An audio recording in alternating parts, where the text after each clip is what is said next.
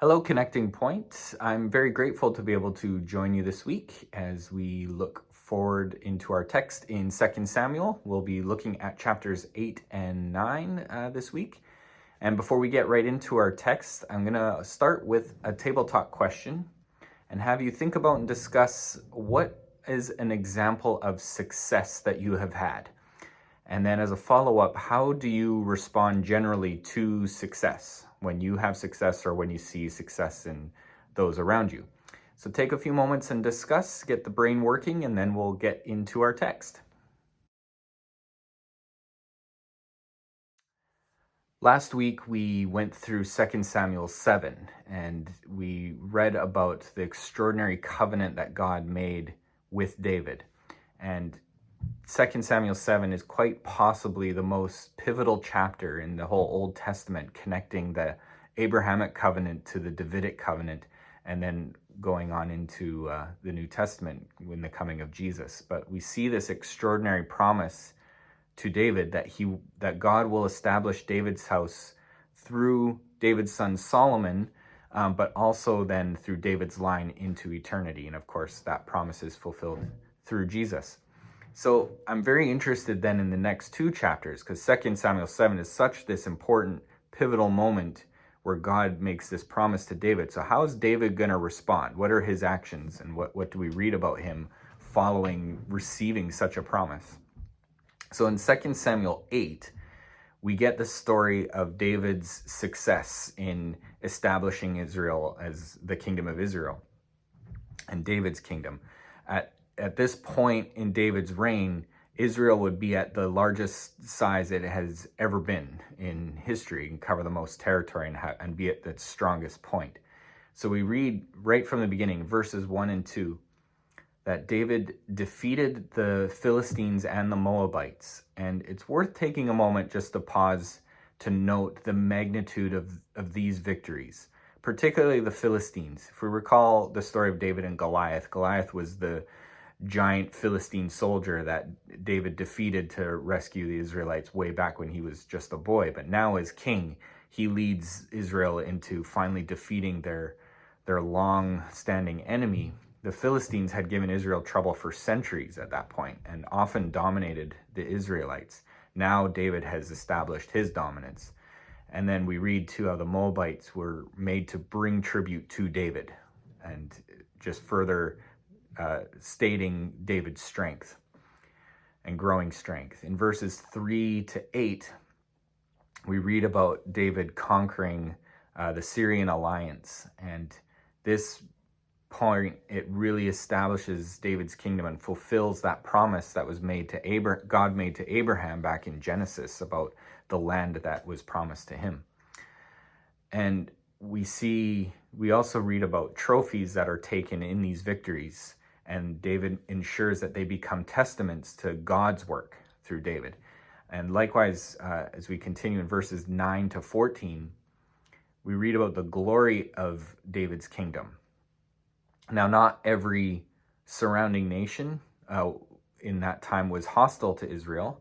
Some of the other surrounding nations saw Israel's growing strength and dominance in the region as a good thing for stability, and they were wise to make peace, and so they sent gifts to David. And we see David's reaction in receiving these gifts from the surrounding nations. He could have made it as a testament to himself or built up his own reputation in the area. But every time we read about it in this point is that David takes these gifts and he ensures that they're dedicated to God, and that God is getting the praise and God is getting the glory. In verse 15, we get an extraordinary verse that says, David reigned over all Israel, and he guaranteed justice for all his people. So we get the general sense of what life was like under David's reign. And it's harder to find a better compliment to give a governing administration. If you were to ask anyone, what would a good government look like, it would be that it guaranteed justice for all the people. It's actually exactly what we read about in Romans on how Paul describes what a good government ought to do. Is just sounds very much like this, guaranteeing justice for the people. And so in verses 16 to 18, we get a list of those people that were key in David's success, who helped him guarantee that justice in the kingdom. And I think it's worth noting that there's a good juxtaposition with Saul here, because we never, in the description of Saul's leadership and in his dynasty, we don't get a similar list of the people who kind of have made up Saul's administration. But we see that in David's, and I think it shows the difference in leadership between David and Saul. Saul is this autocratic, kind of weak leader in a lot of ways, and David is the actual true strong leader, the one that would to be emulated, and it requires that you have people around you. And it's a good lesson for us to take then, and to understand that any success that we gain or anybody has, there's always a team of people that ensure that. Even if you think of any athletic star or anybody, there's always people along the way that surround them to help them achieve their great success. So I want to take a moment to talk about that, and for you to think about who are the people in your life who have helped you succeed or to achieve some kind of success. Or maybe the other way is, who have you helped gain success or achieve success? So talk about that, and then we will continue on in our text.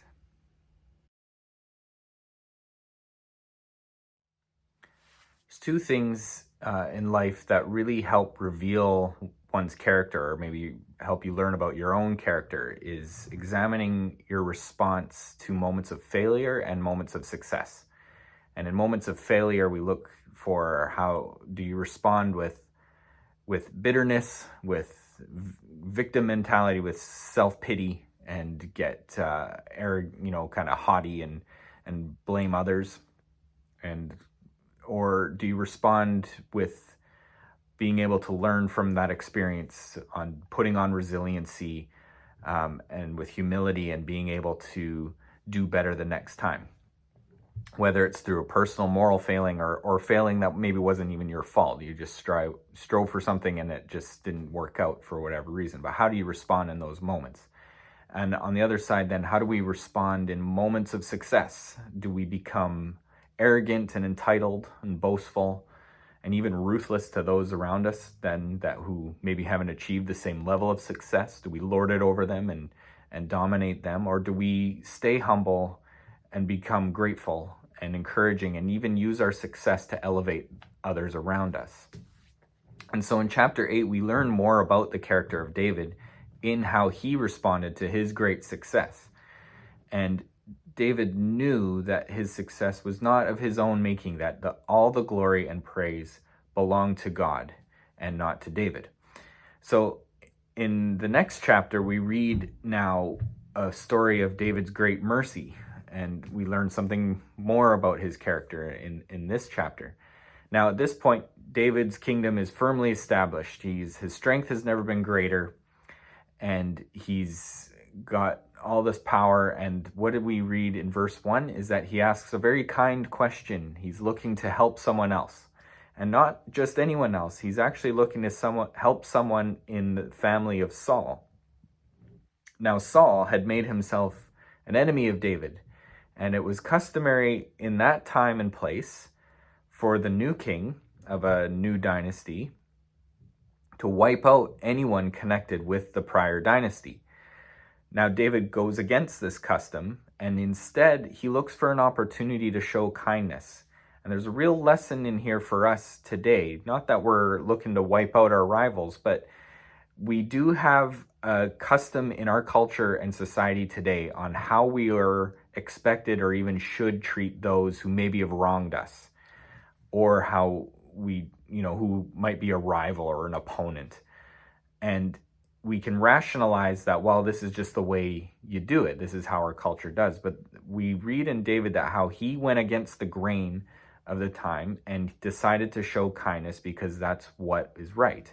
And so the lesson we can take, I think, in this chapter or one of the lessons anyway, is how can we respond in a countercultural way today to those who oppose us, and not to follow the customs of our day, but to follow a biblical view of how we show God's kindness to others. So let's look at this story a little more closely. In verses 2 to 4, David learns about Mephibosheth. And Mephibosheth is Saul's grandson and the son of Jonathan, who is David's best friend, who had died previously. But Mephibosheth, David learns of him through David's servant Ziba, who is also a servant of Saul. Now, we actually this isn't the first time we read about Mephibosheth. We actually learn about him in 2 Samuel 4, verse 4. And it says, "Now Saul's son Jonathan had a son who was crippled in both feet. He was 5 years old when the news about Saul and Jonathan arrived from Jezreel. His nurse picked him up and fled, but in her haste to get away, he fell and was injured. Mephibosheth was his name." So as a son of Jonathan, Mephibosheth would have been in line for the throne in Saul's dynasty. So it would have been reasonable for David to view Mephibosheth with suspicion, or even view him as a potential rival or political threat. And actually, later on in 2 Samuel, we even read of some who viewed Mephibosheth with that suspicion. But in verses 5 to 6 of chapter 9, David has summoned Mephibosheth, and Mephibosheth appears before David. Now, if you kind of just freeze this moment, you can imagine Mephibosheth's terror. He's been hiding from David this whole time, and the idea of being summoned by this new king, he had every right to expect, or every reasonable expectation to expect, that David was going to just use him and wipe him out. But so David obviously doesn't do that. In verses 7 to 8, we see how David removes Mephibosheth's fear. Not only did David show mercy to Mephibosheth, but he gave him Saul's lands and a permanent spot at the king's table.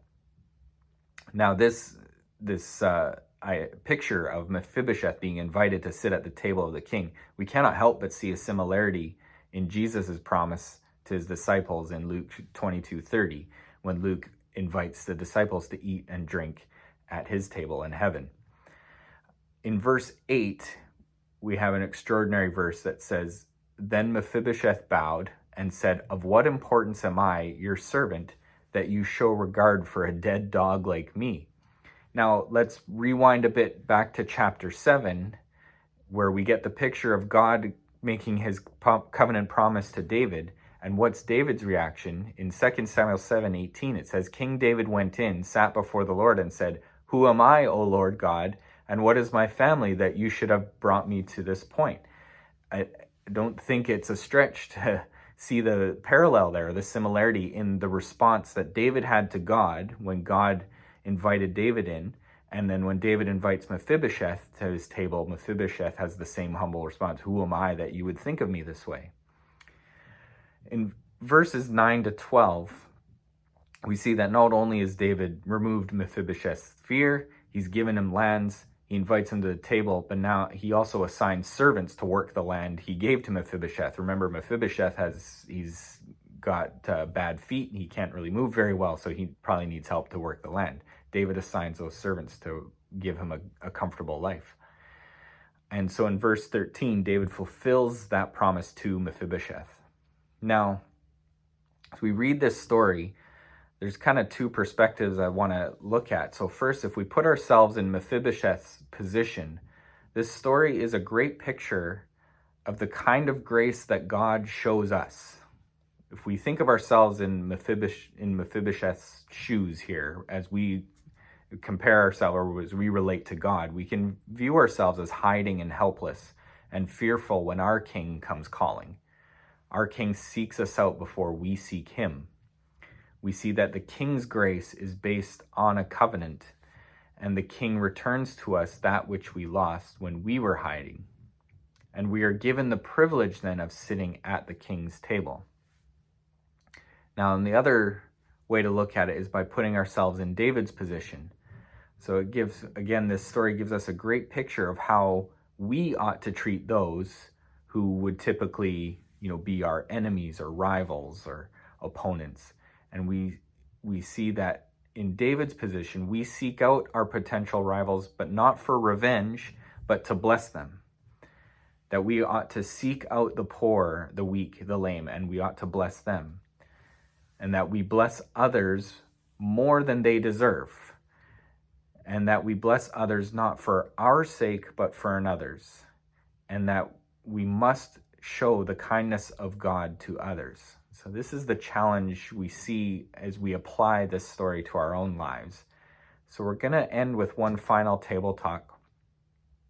And I want you to think in your, maybe this week or, in the next little while here, is there someone that comes to mind as you think about it, as you pray about it? Is there someone you can show mercy to this week, or you can show grace to or kindness to? And I do also think it's important that you take time to pray with one another and first submit yourself to God and receive the grace that God is offering to you, that you don't have to be in hiding anymore, that God has invited you in and he's invited you to sit with him. And so pray with one another to receive that grace.